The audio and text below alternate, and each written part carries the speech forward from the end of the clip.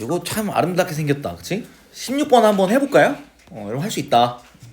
다 풀어버리면 숙제로 줄게 적어지는 것 같긴 하지만 그래도 뭐 같이 좀 풀어봐야 내가 도움 줄 수 있으니. 그래서 우리 알고 있는 거 먼저 시작하면 됩니다.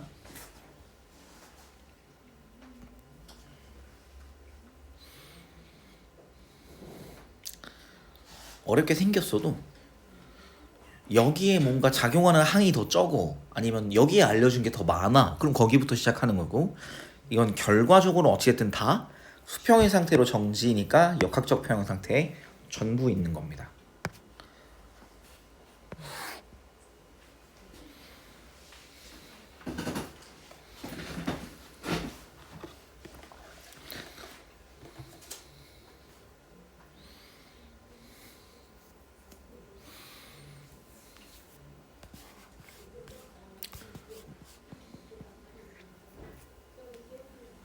그러니까 기억 같은 건 당연히 맞습니다예요, 그렇죠? 이거 틀렸다고 하면 안 됩니다. 이거 기억은. 지금 니은 디귿 판단을 잘 하시면 되겠죠.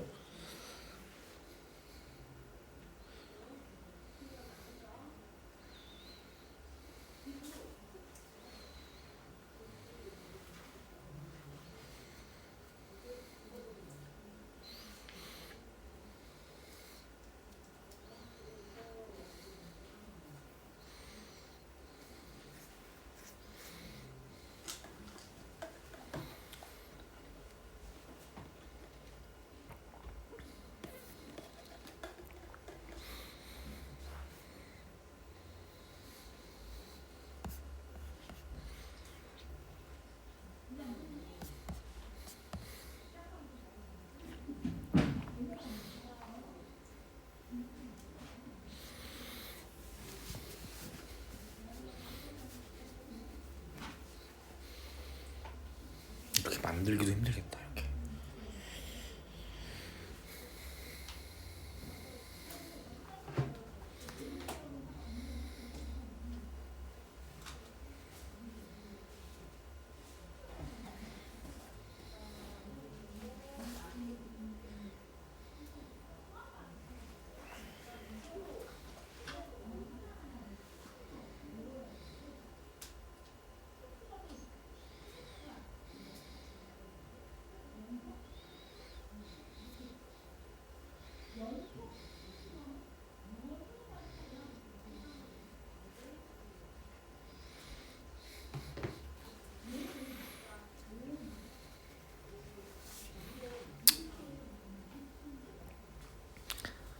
Q판이랑 P판이랑 뭐 먼저 가야 돼? Q부터 가야 돼. 맞아요. 그죠? 그쵸? 맞아요. Q 이거 왜 안, 이거 워낙은 A가 더 무거우니까 아래로 쭉 기울여야 되는 거 아니야? 왜 안 기우는 거야? 그치. 실이 잡아주는 거예요. 맞아요. 그래서 얘가 이제 여기서 돌림힘이 2 곱하기 G잖아요. 여기서 돌림힘도 2 곱하기 G 곱하기 L이어야 된다라는 거야.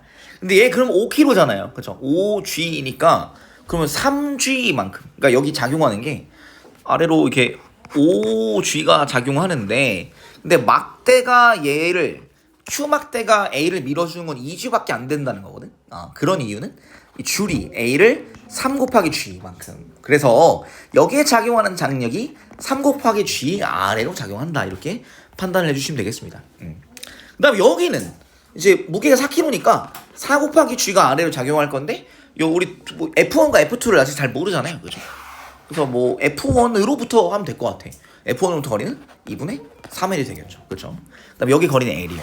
그렇죠? 그리고 이때 우리가 일단 알 수 있는 거 힘의 평형 F1이 위쪽으로, F2가 위쪽으로, 아래로 3 곱하기 G, 아래로 4 곱하기 G 이렇게 돼 있는데, G는 10이었구나. 이렇게 하는 게 낫겠다. 그럼 G는 10이죠? 그럼 F1 더하기 F2 빼기 70은 0이구나. F1 더하기 F2는 70N입니다. 그래서 일단 디귿은 뭐 가능은 하구나. 일단 파악해놓고, A가 P를 당기는 힘의 크기 얼마예요? 30. 우리 여기서 보면 30이면 3 곱하기 G니까. 그래서 니은 틀렸고요. 그다음 디귿 판단만 하면 되겠다. 돌림의 평형 만족해야 되겠죠. 그래서 회전축을 뭐 여기로 잡을까요? 왼쪽? 로 잡으면, 그럼 얘가 이 아래 방을 작용하는 30N이 L. 그래서 얘는 시계 맞춰 30L. 그다음 무게 40N이 2분의 3L 플러스 40 곱하기 2분의 3일. 그 다음에 F2가 시계 반대로 돌리죠. 그래서 얘는 빼기 F2 곱하기 3L 거리에서 작용하면 이게 0이다. 이렇게 작용하는 게 좋겠고, F1은 왜 뺐어요? F1은 8의 길이가 0이라서. 그럼 얘는 이제 다 계산을 해보면 30L 더하기 60L. 그래서 90L은 F2 곱하기 3L이겠구나. 그럼 얘는 F2는 30이구나. 30N이구나. F1이 40N이구나. 그래서 디귿도 맞네요. 기억 디귿 3번 이런 식으로. 그래서 이게 그냥 침착하게 그냥 우리가 아는 것부터 돌림의 평형 조건 맞춰가면서 이제 하면 되겠고요. 이런 경우 이제 A가 원래 줄이 없으면 자동으로 아래서 내려가겠죠. 근데 A가 안 내려가는 이유는 2kg만큼만 Q가 들고 3kg만큼은 줄이 들고 있구나 파악을 해주면 되겠습니다. 할 수 있을까 스스로? 오케이, 이 정도 보게요. 그 다음으로 넘어가서 뭐 이런 건 할 수 있어. 저거 좀 이렇게 미지수 들어가는 거 어떻게 한번 해볼까? 17이랑 18 중에 어떤 거 한번 해보고 싶어? 여러분 그 느낌 제안 받겠습니다. 뭐 둘 다 괜찮아. 미지수 들어가는 거. 17번? 뭐 의견 없으면 17번 할게요. 17번 가보겠습니다. 17번. 가로빔이 수평을 유지할 수 있는 x의 최대값과 최소값의 차이 이렇게 나와 있다.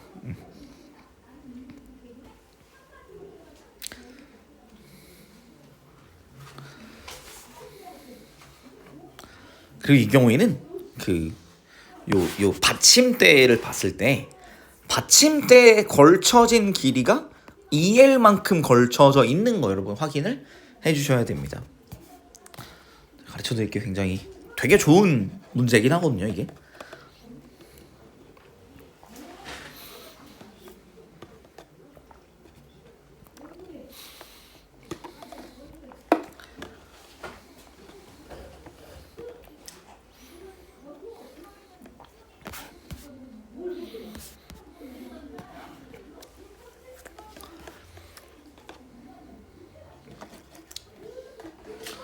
그러니까 회전축을 각각 어디로 잡을 거야?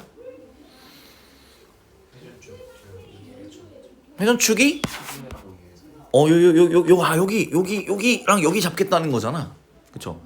요 사이 값으로 잡으면 안 되는 게 가령 이거 왼쪽으로 돌리면 어떻게 돌려야 돼? 왼쪽으로 돌리면 이게 왼쪽이 무거웠어. 그럼 이렇게 돌아요. 그쵸? 여기를 기준으로. 오른쪽이 무거워 버리면 어떻게 돼? 여기를 기준으로 돌아요. 그러니까 여기를 기준으로 돌지 않는다는 거야. 사이를 기준. 어디로 돈다는 거야? 여기랑 여기를 기준으로 돌아요. 그럼 이거 뭐야? 라고 여러분 고민 한번 해봐야 돼요.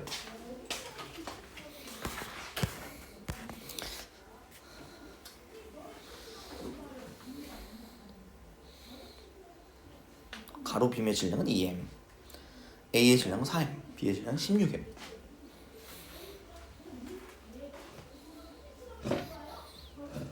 그리고 제가 좀 힌트를 드리면 안정성을 유지하려면 어떻게 돼야 되냐면 돌림의 평형이 이루어져야 되죠. 근데 그걸 좀 간단하게 다루는 방법은 무게중심이 어디 있으면 된다? 받침면 위에 있으면 됩니다. 무게중심이 요 사이에 있으면 돼요. 무게중심이 여기 있으면 떨어져. A와 가로빔 B를 한 덩어리로 취급했을 때 이 덩어리 전체의 무게중심이 요 왼편에 있어도 떨어지고요. 오른편에 있어도 떨어지는데 어디? 요 사이에 가로빔이 받침대 딱 받쳐지는 이 2의 범위 안에 놓이면 안 떨어집니다. 무게중심의 위치를 찾아보는 거야.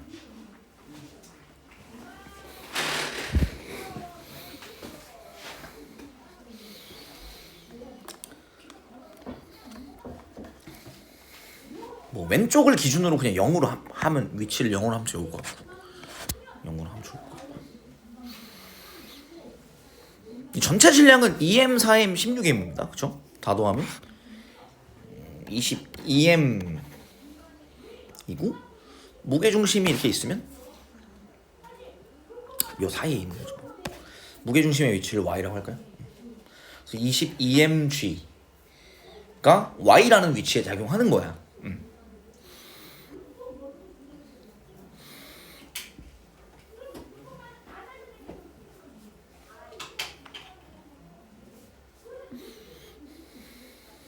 그래서 이 22mg 위치가 22mg의 중력이 요 위치 여기서 여기까지의 거리를 뭐 y라고 한다면 y라는 위치에 작용하는 것이라고 해볼게요. 그죠? 근데 이제 작용하는 전체 무게와 그 무게가 작용하는 위치 가령 이렇게 하면 돼. 봐봐. 그러니까 4m이 작용하는 위치는 어디예요? 4mg가 작용하는 위치는 x 위치에서 작용해요. 그 다음에 요 지금 가로빔이 전체 20L짜리잖아요. 그쵸? 20L짜리고 무게가 얼마야? 2m이지. 그러면 요 2mg는 어디서 작용해? 10L 위치에서 작용해. 우리 이 y는 그러니까 평균 위치인 셈이야. 무게중심 위치는 평균 위치 느끼는 거야. 오케이 이해됐어? 22mg가 y의 하나 y라는 점에서 전부 작용하는 거랑 똑같아진다는 거야. 그 다음에 또 무슨 무게가 있냐? 16mg가 있지, 그치? 16mg는 어디 있어요? 16mg는 20L 위치에 있어요. 자, 이거를 다 더한 게 22mgy랑 같다는 거야. 자, 그러면 y라는 값은 어떻게 되냐? y는 이거 다 더하는 거예요. 4mgx 더하기 20mgl 더하기 16mg 곱하기 20L이니까 얼마야? 320 320mgL이 되겠습니다. 이걸 다 더하는 거야. 자, 이걸 다 더하고 어떻게 하는 거야? 22mg로 나눈 것입니다. 괜찮을까요? 자, 요 위치가 어디 있어야 된다? y 값이 이 무게중심의 위치가 어디 있어야 된다고? 어디부터 어디? 15L과 17L 사이에 있으면 되는 거야. 얼마나 이해됐어? 이렇게 복잡하게 말도 안 되게 생긴 경우, 특히 회전축이 될 수 있는 위치가 양쪽인 경우, 왼쪽으로 그러니까 여기 봤을 때 그 내 손에서 만약에 얘가 무게중심이 받침면이 있으면 안정하잖아요. 근데 얘가 살짝 이렇게 가보면 어디를 기준으로 떨어져? 여기 여러분 보기에 왼쪽에서 회전하지. 봐봐. 여러분 보기에 왼쪽에서 회전하지. 근데 얘를 오른쪽으로 하면 여러분 보기에 어디서? 오른쪽에서 회전한다. 회전축이 어떻게 돼? 여기 왼쪽 여기. 그렇지? 그 다음에 오른쪽에 걸치면 회전축이 여기야. 오른쪽. 그래서 얘는 회전축이 두 개가 될 수 있는 거라 복잡하거든? 너 어떻게 하면 되냐? 그냥 무게가 작용하는 위치 전체 무게 22mg잖아요. 지금 4m, 2m, 16m이니까 22mg가 y에서 작용하는 상황이다는 4mg는 x에 작용하고요. 그 다음에 요 가로빔이 2m이었어요. 2mg는 10L 무게중심에서. 그 다음에 16mg가 어디서? 20L 이쪽 끝에서 작용하는 그런 상황입니다. 자, 그래서 y 값을 구하려면 22mg를 이걸 나누면 되고 그게 어디에 들어간다? 15L과 17L 사이에 들어가면 되겠습니다. 그럼 이제 mg는 그냥 떼도 되는 거야. mg는 떼자. mg 떼볼게요. mg 떼보자. 식을 좀 정리하면 y 값은 22분의 4x 더하기 숫자가 좀 지저분한데 해보자. 340L이에요. 요게 17L과 15L 사이에 들어오면 된다. 요게 y거든.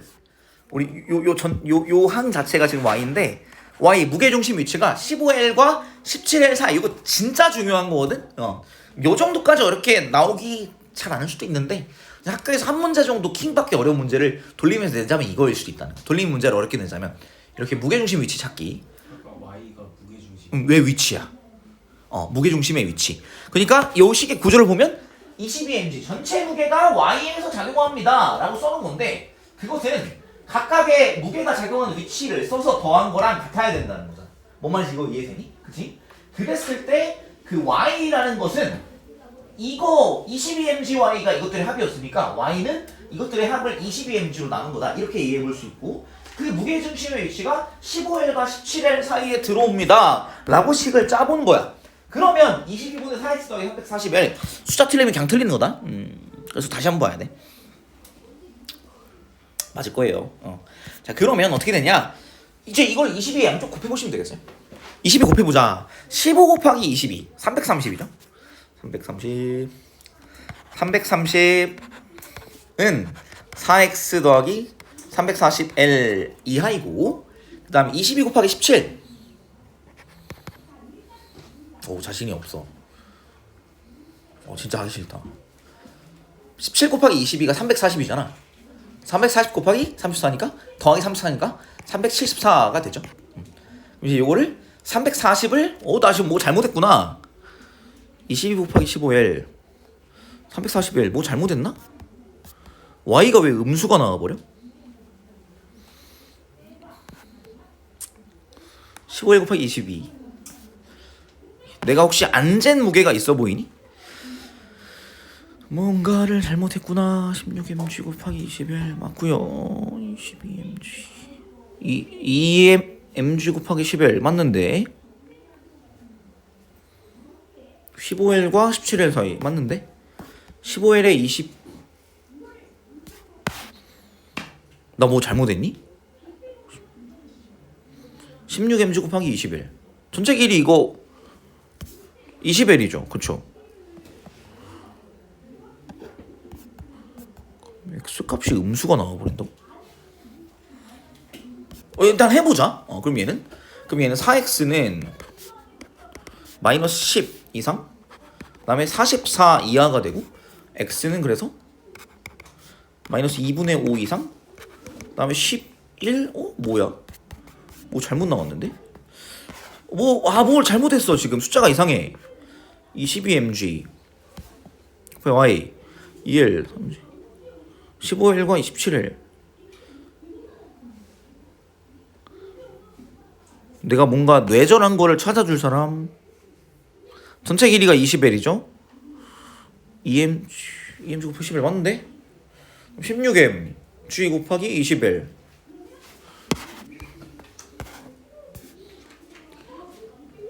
오른쪽 끝에 b를 매달았잖아요 뭐가 이상하지? 16mg 곱하기 20l 340l 맞잖아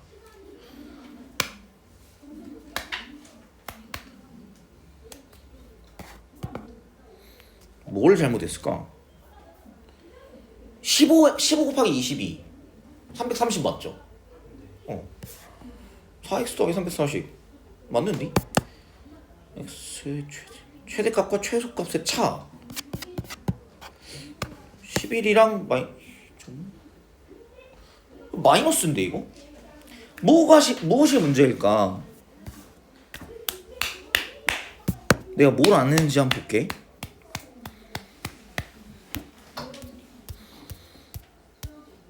뭐야 이상하네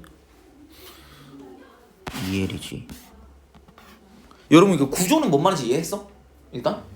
그럼 내가 식 세운 거 이상한 거 있는지 한번 봐줘 전체 무게가 4M 더하기 2M 6M 더하기 16M 22M 맞잖아 그치? 22M 맞고 뭐야 전체 길이가 15L 더하기 2L 더하기 3L이니까 20L 맞죠? 그쵸? 여기로 왔고 A는 X 위치 그 다음에 4M은 X 위치 4mg X 그 다음에 마지막 그래서 한 번만 보여줄 수 있어요? 이렇게 되죠? 그 위에 거 그러니까 지금 화면에 안 나와 있는 거 위에 쓰신 거 15에 22를 곱한 거 330 맞죠? 뭐지? 쌤 저거 그 374에서 340을 빼면은 34가 나오고 그러면은 하하 근데 y가 x가 0이 될 수는 없으니까 이거구나 아유 진짜 예 미안합니다 이렇게 되네요 내가 계산 실수 그래서 x가 0이 될 수는 없으니까 예 그렇게 되었네요 미안합니다 x를 여기다 둘 수는 없으니까 여기다 둬야 되니까 x는 0 이상이라는 조건이 걸리고 그 다음에 내가 이거를 44라고 왜 생각했을까 바본가? 예 아무튼 괜찮을까요? 미안해요 내가 계산 더럽게 못하네 어찌됐든 그래서 34가 나와서 8.5 그래서 최소값은 0이고 최대값은 8.5라서 차이가 8.5L입니다 4번 이렇게 되는 건데 내가 시간을 버렸어 미안해 근데 어떤 느낌인지 아시겠어요? 괜찮을까요? 기본 땡큐 와 이거는 나 이거 계속 못 찾을 뻔했다 계산 실수였구나 진짜 괜찮아요? 어떤 느낌 알겠어? 그래서 마이너스가 나왔대 마이너스가 나오면 어떻게 되냐면 우리 이게 여기다 매단다는 게 돼버려 근데 매달 수가 없잖아. 그래서 수치적으로는 마이너스가 나올 수 있지만 수학적으로는, 근데 실질적으로 물리적으로는 마이너스에 매달 수가 없기 때문에 x가 0 이상으로만. 그래서 원하는 마이너스 2분의 5부터 8.5까지인데 물리적으로는 x가 음수가 되는 게 불가능하기 때문에. 그러니까 이 막대의 왼쪽 끝을 0이라고 둬서 음수가 되면 막대의 왼쪽 끝보다 왼쪽에 걸겠다는 거잖아. 그러면 안 되긴 하니까. 그래서 얘는 0 이상부터 8.5까지.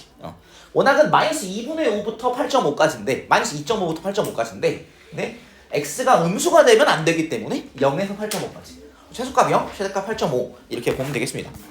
요 정도까지 18번도 비슷한 논리로 한번 해보시면 할 수 있을 것 같습니다.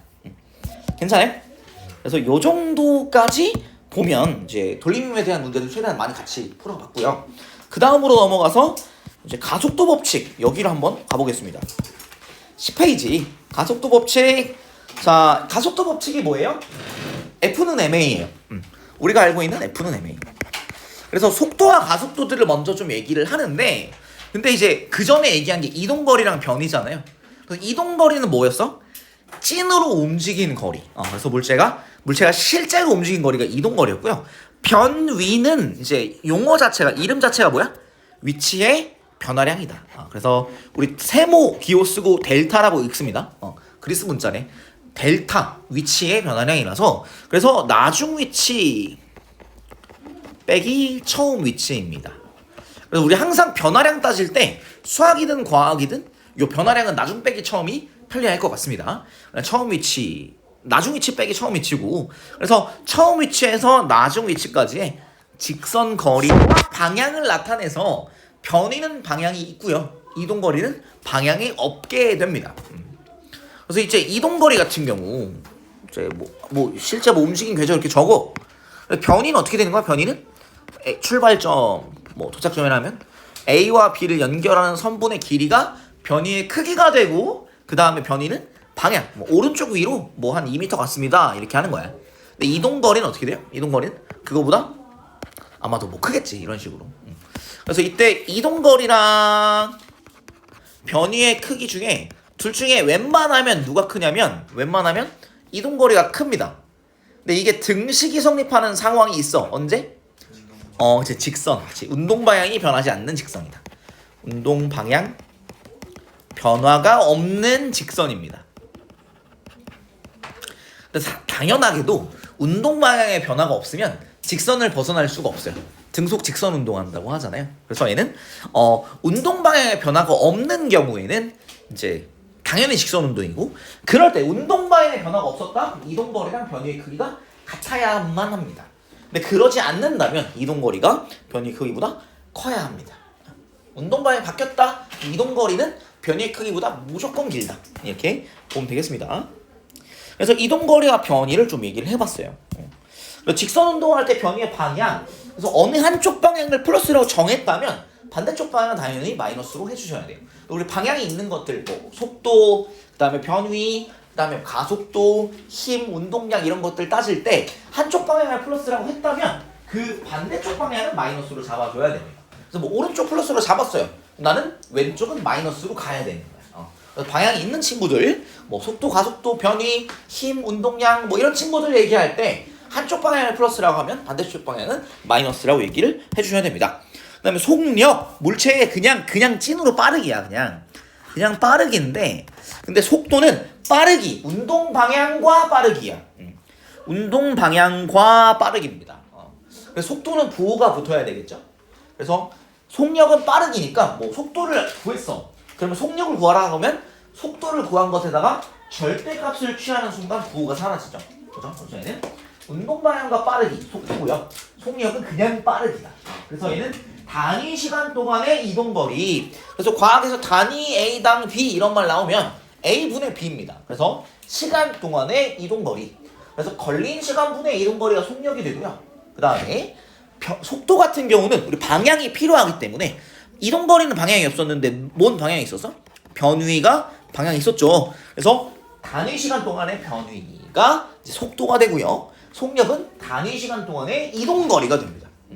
단위 시간이라고 했으면 시간이 분모에, 그다음에 이동거리가 분자, 속력이고요. 분모에 걸린 시간, 분자의 변이 붙게 되면 속도가 된다. 이때 단위는 뭐 미터 퍼 세컨드, 뭐 킬로미터 퍼 아워 이런 식으로 속력과 속도의 단위 자체는 똑같다. 속도는 방향이 있고 속력은 방향이 없다. 빠르기는 같다. 이렇게 기억을 해주시면 좋을 것 같습니다.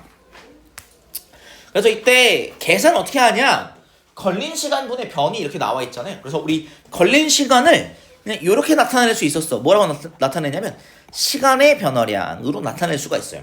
우리 지금 6시 26분이야. 몇 분 걸렸어? 26분 걸렸다라고 얘기를 할 거였으면 6시 26분이라는 시각, 나중 시각에서 처음 시각 6시 0분을 뺐을 거 아니야. 그쵸? 그래서 걸린 시간은 시간의 변화량, 나중 시간 빼기 처음 시간이다. 그 다음에 변위 마찬가지로 뭐예요? 위치의 변화량이기 때문에 이 속도는 걸 다룰 때는 어떤 게 편하다? 위치와 시간 그래프를 그리게 된다면 위치, 시간 그래프를 그리게 된다면 이 지나는 요 그래프에서 기울기가 뭐가 된다? 속도가 됩니다. 마찬가지로 이동거리 시간 그래프를 그리게 된다면 기울기가 속력이 되는 것이죠. 이렇게 보면 되겠고요. 평균 속도와 순간 속도가 있는데 우리가 기본적으로 속도를 얘기할 때는 기본적으로 평균 속도예요. 왜냐하면 우리가 그냥 걸린 시간, 평균 속도라는 것 자체가 걸린 시간분의 변이거든. 그래서 위에 속도라고 써 있는 거랑 다르지 않잖아요. 걸린 시간분의 변이에요. 근데 평균 속도라고 할 때 무슨 말이냐면 속도가 시간이 지나면서 바뀔 수도 있잖아요. 그쵸? 그럴 때 평균적인 속도값을 평균 속도라고 합니다. 그래서 어떻게 계산하냐? 그냥 걸린 시간으로 변이를 나누면 평균 속도가 나와요. 그러면 우리는 항상 평균 속도만 구할 수 있냐? 이렇게 나눗셈으로 구하는 속도는 항상 평균 속도예요. 근데 어떻게 순간 속도를 구하냐? 아주 짧은 시간 동안에 평균 속도. 그래서 걸린 시간이 0.00001초 약간 이런 느낌인 거야. 그래서 얘는 어떻게 되냐? 우리가 이제 위치 시간 그래프가 있어요. 그래서 위치 시간 그래프가 있을 때 그죠, 맞아요. 미분이에요. 요렇게 된다고 치면 뭐 t1이라는 순간과 t2라는 순간이 있으면 그때 t1과 t2를 지나는 요 두 점을 지나는 직선의 기울기가 평균 속도가 되는데, 근데 우리가 궁금한 게 t1이라는 순간 속도는 어떻게 되냐? 그 순간의 속도를 구할 수가 있잖아. 사실 우리가 순간 속도를 쓰잖아. 그거 어떻게 되냐? t1이라는 순간과 t1 프라임이라는 순간을 두 점을 지나는, 한 점처럼 보이는 두 점을 지나는 직선의 기울기, 즉 접선의 기울기죠.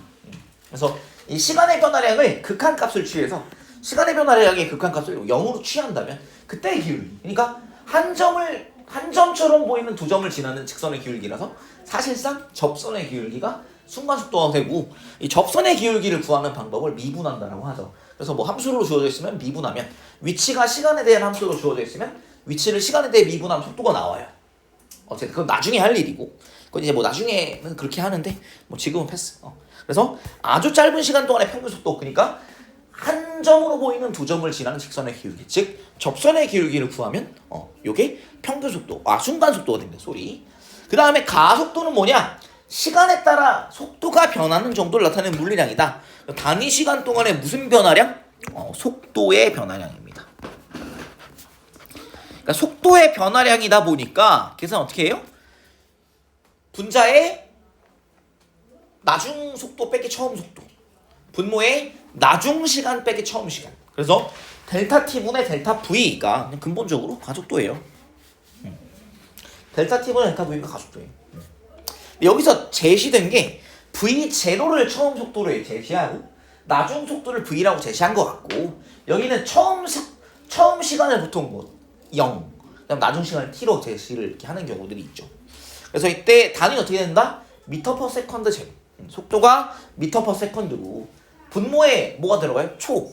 시간이 한 번 더 들어가니까 미터 퍼 세컨드 제곱을 주로 가속도의 단위로 사용합니다. 근데 이때 속도와 가속도의 방향, 이거 매우 중요하다. 속도와 가속도 방향이 같으면 어떻게 돼요? 빨라집니다. 속력의 크기가 증가하고, 반대 방향이면 속도의 크기가 감소한다. 속도의 크기, 즉 속력이라고 생각을 해주시면 좋을 것 같아요. 우리 가속도 방향의 아래 방향 가령 이렇게 자유낙하를 시켜보자. 얘는 어떻게 돼요? 떨어져요. 빨라져요. 그쵸? 가속도 방향 아래 방향, 운동 방향 아래. 아프다. 빨라집니다. 근데 위로 던지면 어떻게 돼? 운동 방향 위. 가속도 방향 아래니까. 느려지다가 정지해서 아래로 내려오죠. 그죠? 이런 느낌으로 보시면 되겠습니다. 좋아요. 어디 있노? 여기 있다. 자, 감소한다. 그래서 위치 시간 그래프에서 직선 AB의 기울기는 A와 B 두 점 지난 직선의 기울기 평속도고 한 점에서 T1과 T1 프라임 한 점처럼 보이는 두 점이에요. 그러니까 이게 순간 속도를 구할 때도 걸린 시간이 0초는 안 돼요. 분모에 0이 들어가면 안 돼. 그래서 0.0001초 하니까 서로 다른 T1과 T1 프라임 두 점인데 한 점처럼 보이는 두 점을 지나는 직선의 기울기라서 접선의 기울기가 되고 접선의 기울기를 구하는 방법은 미분하는 건데 여러분 아직 미분하는 것을 내진 않을 거기 때문에 지금 하는 범위에서는 안 따져요. 어찌됐든 간에. 그래서 나중에 이제 지금 여러분 신경 쓸 필요 없어요. 대학 가서 공대 같은 데 간다. 그럼 이제 당연히 미분해서 하는 거야. 당연히 미분해서 하는 거야. 그럼 당연한 거예요. 별것도 아니야. 진짜 별것도 아닌데 여러분 어차피 미분 제대로 안 배우잖아. 미적분. 그래서 신경 쓸 필요 없어요. 어쨌든 간에. 그래서 접선의 기울기 그러면 안 물어보냐? 물어보는 경우 어떻게 하냐면 이 접선의 기울기를 요 AD분의 DC로 어거지로 계산할 수 있게끔 해서 물어보긴 하지. 원자에 그런 문제들이 있었던 것 같아. 어거지로 계산할 수 있는 경우에 물어보고 아니면 어떻게 하냐? 그냥 이 경우에 접선의 기울기가 어떻게 돼요? T1에서 T2까지? 접선의 기울기가 계속 가팔라지지. 그치? 그래서 아이는 순간 속도의 크기가 증가하는구나 이렇게 얘기를 할 수는 있습니다. 그 다음에 속도 시간 그래프에서 이거 제일 중요하죠? 제일 중요한 게 속도 시간 그래프. 그치? 이때 기울기가 뭐예요? 가속도입니다. 속도 시간 그래프의 기울기. 우리 변화량분, 가로축 변화량분은 세로축 변화량의 기울기잖아요. 가로축에 뭐가 있어? 시간. 세로축에 속도가 있으니까 요거는 그냥 기울기가 되겠죠. 근데 여기서는 가속도가 되겠죠. 그 다음 한 가지 더 매우 중요한 거 속도 시간 그래프의 기울기가 속도 시간 그래프 밑보호 넓이가 뭐예요? 변이. 매우 중요하다. 그래서 원래 어떻게 처음부터 가냐면 이렇게 속도 시간 그래프가 등속 운동일 때 이 밑보호 넓이가 속도 곱하기 시간이 되잖아요. 등속 운동 속력 이동거리 하면 속력 곱하기 이동거리가 시간이 이동거리가 되잖아. 밑보호 넓이가 뭐가 돼요? 직사각형이 돼서 그냥 밑보호 넓이가 자동으로 이동거리네. 그래서 속도 시간 그래프에서 속도가 일정하다면 밑부분 넓이, 이 직사각형 넓이가 자동으로 뭐예요? 변이에요. 근데 속도가 시간에 따라 변하면 어떻게 합니까? 그래도 뭐 한다? 작은 직사각형들의 넓이의 합이 뭐랑 같다? 전체 밑부분 넓이랑 똑같다. 라고. 그래서 어떻게 하는 거냐면 아주 짧은 시간 동안에는 속도가 변하지 않는 것 아니냐 이런 얘기를 하는 거예요. 여러분 성장기니까 키가 크잖아. 1년에 몇 cm 크지? 한 3-4cm 클 수도 있잖아. 그쵸? 3cm 큰다고 하자. 아닐 수도 있지만. 그러면 1년 365일이니까 하루에 365분의 3cm 크는 거잖아. 그치? 100분의 1이라 대충 칠까? 하루에 100분의 1cm 큰다 치자. 그러면은 1시간 동안은 100분의 1 곱하기 24분의 1 크는 거잖아. 여러분 나랑 3시간 동안 이제 보고 가는데 내가 여러분 처음 들어왔을 때 키랑 나갈 때 키랑 다르긴 하겠지만 그러니까 100분의 1 곱하기 8분의 1cm만큼 큰 걸 거 아니야. 그러면 그렇게 막 다르다고 할 수 있는 게 아니죠. 그죠? 그래서 시간을 잘게 나누게 되면 속도가 변화하고 있다고 하더라도 사실상 속도가 변하지 않는 등속 직선 운동하는 느낌인 거야.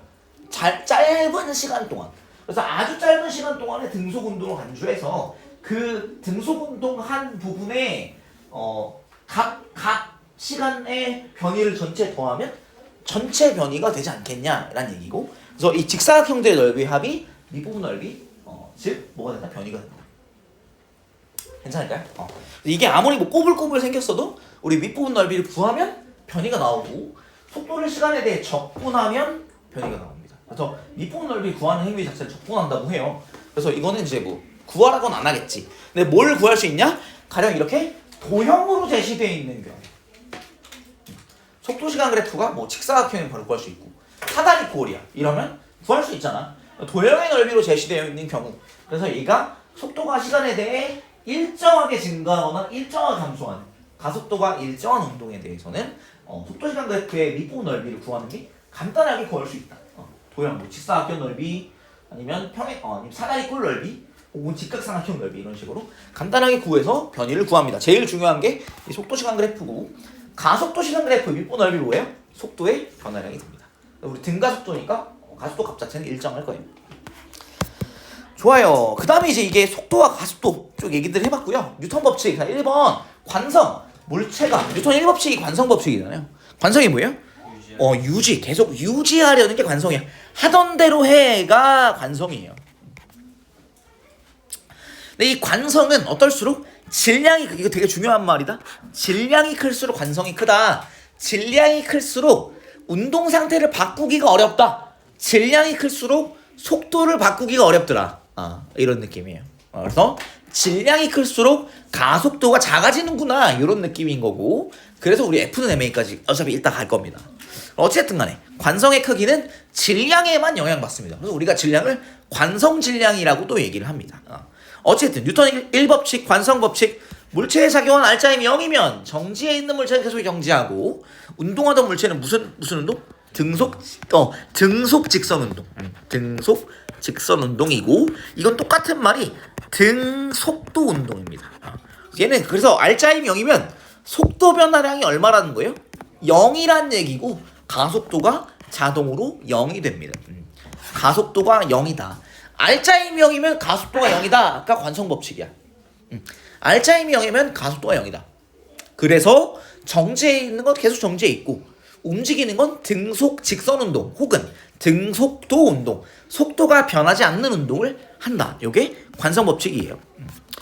그 다음에 두 번째, 가속도 법칙. F는 MA입니다. 우리가 뭐 F는 MA로 알고 있는데, 이게 제일 먼저 유도된 형태는 이제 A는 N분의 F야. 우리 오메 법칙 알죠? V는 IR이지만 원래는 I는 R분의 V야. 근데 쓰기 편하게 분수꼴 불편하잖아. 그래서 양변에 M 곱해서 F는 MA를 하죠. 근데 원래는 이 가속도가 R자임에 비례하더라. 물체의 질량이 일정하면 가속도는 작용한 R자임에 비례한다. 그래서 이건 이제 실험 결과야. 이제 질량이 일정할 때 F로 줬더니 가속도가 이 정도야. 2F로 했더니 가속도가 2배가 됐고요. 3F로 하는 가속도가 3배 되더라. 속도 시간 그래프의 기울기가 가속도잖아요. 그래서 R자임이 2배, 3배 커지니까 가속도도 2배, 3배 커지더라. 그래서 가속도와 R자임은 정비례하더라는 거를 알았고요.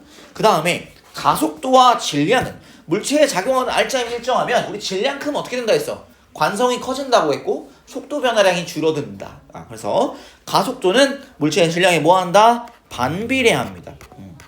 그래서 어떤 식이 세워지냐, 비례식이 A가 M분의 F에 비례하는데? 라는 거야. M, 분모에 들어가니까 반비례, 질량의 반비례, 그 다음에 R자임에 비례하더라. 그래서 그냥 이거 아예 그냥 단위를 맞춰버릴까? 그래서 A는 M분의 F로 정한 거예요. 이렇게.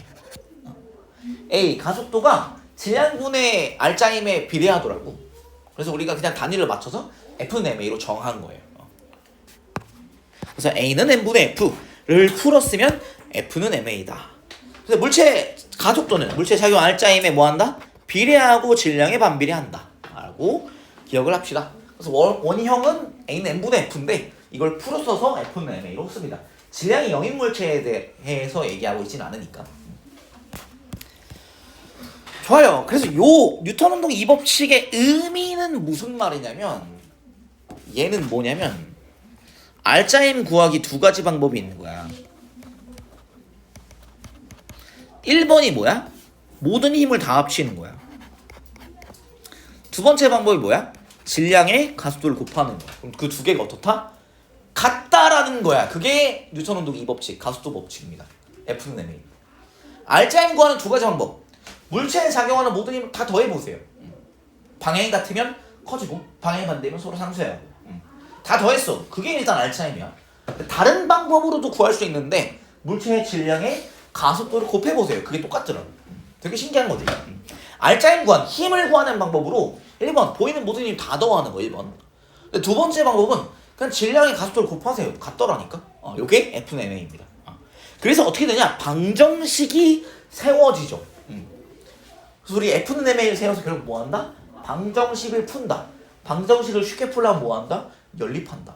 그래서 여러 가지 상황에 대해서 운동방정식 세워가지고 모르는 미지수를 찾아내는 게 우리가 하는 운동방정식 풀이야. 이거 이따가 더 해볼 거고. 그 다음에 실로 연결된 물체의 운동 매우 중요한 건데, 실로 연결되어 함께 운동할 때 속도와 가속도의 크기가 어떻다? 다를 수가 없다라는 얘기예요. 그래서 이때 같은 방향으로 움직이고 있으면 속도와 가속도가 아예 동일하고요. 근데 이제 이렇게 도르래에 있는 경우 있잖아. 도르래에 있을 때 어떻게 돼? 얘는 움직이는 방향이 다른데요? 그러면 가속도의 방향이 다르죠. 반대죠.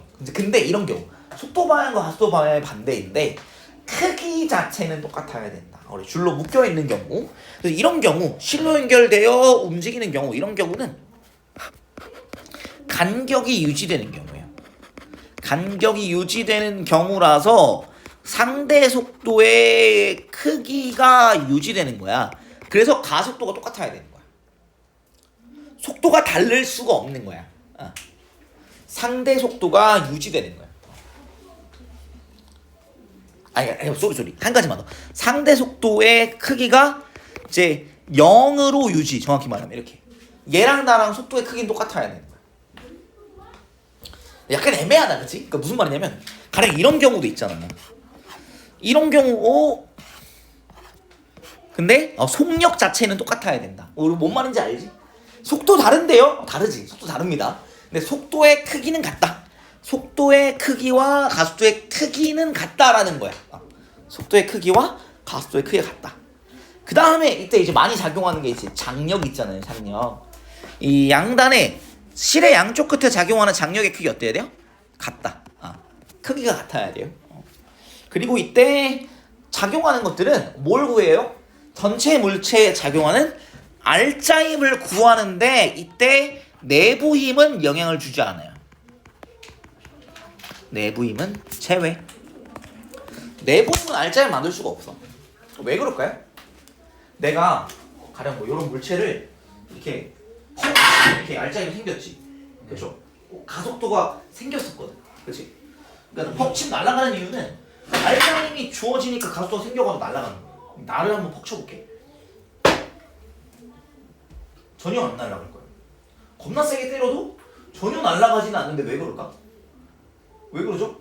내가 그치. 내가 허리를 이렇게 오른쪽으로 손이 허리에 오른쪽 방향에 힘을 주면 우리 뉴턴 3법칙이 자공 반작용 법칙인데 허리가 손에 크기가 같고 방향이 반대인 힘을 주기 때문에 나라는 덩어리 전체에는 어떻게 되는 거야? 작용하는 알짜힘이 안 생기는 거야. 가령이 이럴 수는 있어요. 만약에 이 팔이 막 잘라지면서 팔이 분리되면서 팔이 나를 어깨에 이렇게 밀잖아? 그러면 나는 이렇게 날아가고 팔은 이렇게 날아갈 거예요. 그거는 되지. 한 덩어리가 아닐 때.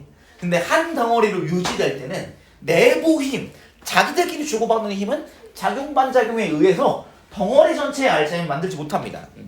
그래서 이때 여기에 작용한 덩어리 전체 A랑 B가 한 덩어리로 움직이니까 T랑 T가 있는데요. 근데 이 T가 어떻게 돼? 사실 이 T가 영향을 왜 안 주냐면 이렇게 해볼게. 자, 줄이 A를 오른쪽 T 방향으로 당기잖아요. 그럼 A는 줄을 왼쪽 마이너스 T로 당길 거고요.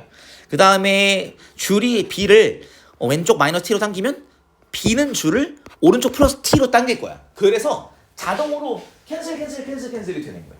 그래서 이 내부 힘, 자기들끼리 주고받는 힘은 전체 덩어리에 작용하는 힘을 따질 때 서로 캔슬이 어차피 될 수밖에 없어.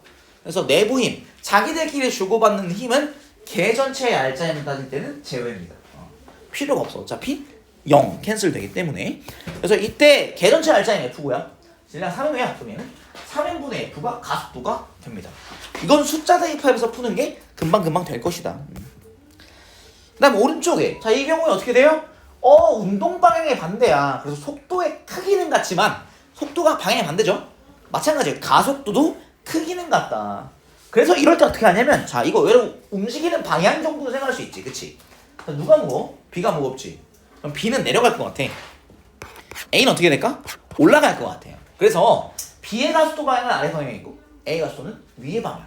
그래서 우리 운동 방향과 같은 방향을 플러스를 합시다.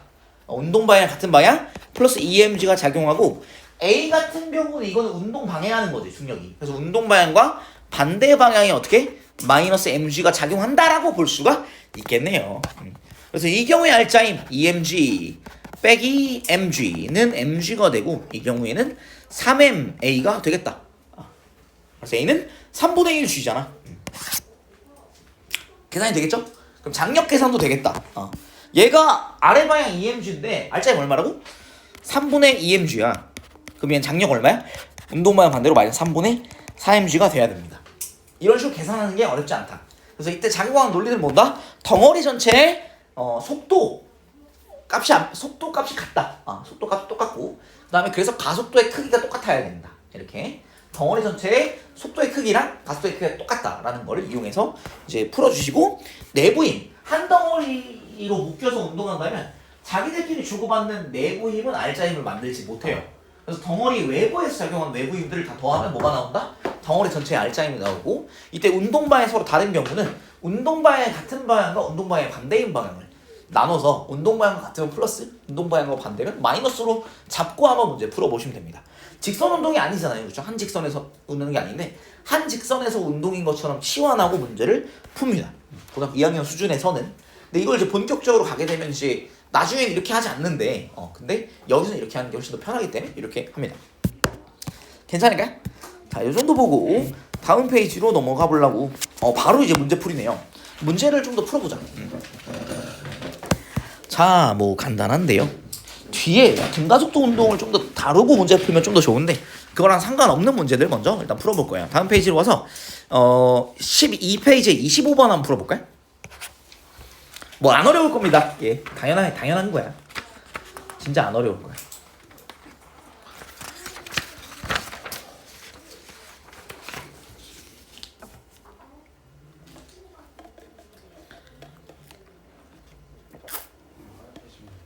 다녀오세요. 근데 뭐 다녀오면 갑자기 쉬는 시간일 수 있어. 상관없지.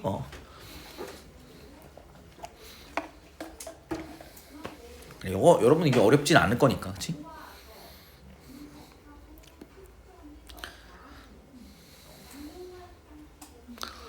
자, 뭐 되게 당연한 건데요. 자, 이때 이동거리 자체는 얼마입니까? 이동거리는 150m인데 변이는 처음 위치가 여기고 나중 위치가 여기니까 변이는 오른쪽으로 50m인 것 같아요. 변이의 크기는 150m가 아니라 50m입니다. 플러스 50m를 절대값 취해 주셔야 되고, 기억 틀렸고요. 평균 속도의 크기, 자 50m를 몇 초 걸렸어요? 20초를 갔잖아요, 그치? 얘는 2.5m/s 니은이 맞고요. 그다음에 평균 속력과 평균 속도의 크기가 서로 같겠냐? 안 같겠지. 왜? 이동거리 150m인데 변이 자체는 50m라서 변이의 크기는, 그래서 같을 수가 없다. 분모는 똑같은데 분자가 다르잖아. 그럼 같으면 안 되겠죠. 그죠? 그다음에 속도의 방향이 한번 바뀌었다. 오른쪽으로 가고 있었었는데요. 근데 어떻게 됐죠? 왼쪽으로 움직였잖아. 혹은 이거 안 가르쳐줘서 어떻게 됐어? 우리가 이동거리랑 변이의 크기가 똑같으려면 어때야 돼? 방향이 바뀐 적이 없으면 이동거리랑 변이의 크기 같다고 했지, 그치? 근데 이동거리랑 변이의 크기 안 같지? 그러면 방향이 최소 한 번은 바뀌었어야 되는 거야. 다시 여기 내가 해줬었던 거 있잖아요. 어딨니? 이동거리랑 변이의 크기가, 이동거리가 웬만하면 클 텐데 언제 같을 수 있다 했어? 방향 변화가 없는 직선 운동에서는 이동거리랑 변이의 크기 같을 수 있다 했죠. 같다고 했죠, 그쵸? 근데 여기서 어땠어? 이동거리랑 변이의 크기가 달랐지? 그럼 속도의 방향이 한 번은 바뀌었어야 되는 거다. 리을 답은 4번인데 여기서 뭐 바뀐 지점을 보여주기 때문에 그냥 이렇게 보면 될 것 같아요. 답은 4번 이렇게 보면 될 것 같고, 그다음 조금만 더 풀어보자. 뒤로 가는 김에 너무 간단한데 여기는 솔직히 문제가 너무 간단해. 뒤로 가서 너무 쉬운데 13페이지 31번 한번 해볼까요? 위치와 시간 그래프입니다.